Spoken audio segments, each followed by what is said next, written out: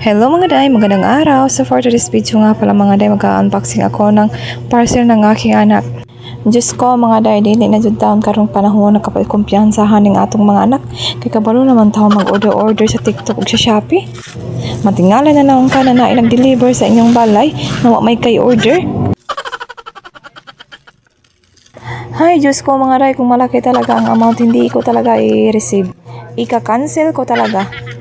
Buti na lang talaga mga day, worth of 300 lang. Yung pira niya iniwan sa akin, yun ang binayad ko kasi siya naman nag-order. So yung pira niya ibabayad ko. Noong isang araw rin nag-order siya ng iPad tablet. Nasyak talaga ako may nag-deliver sa akin. Sabi ko sa rider, wala naman akong order. So sabi ko, ano yan? Sabi niya iPad daw. Naku ha, hindi naman ako nag-order ng iPad.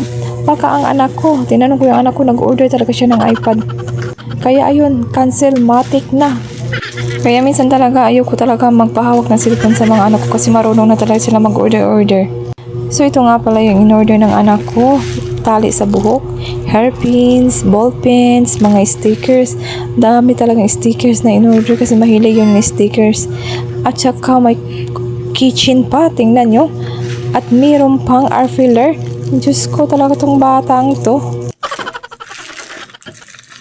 Mas marami pa talaga mag-order yung mga anak ko kaysa sa akin. So starting today, ayoko na silang pahawakin ng cellphone. So ito lahat yung na-order ng mga anak ko. Tingnan nyo, di ba daming sticker? Masya mga na, hanggang dito na lang muna ako for this video. Maraming salamat sa panonood. Bye!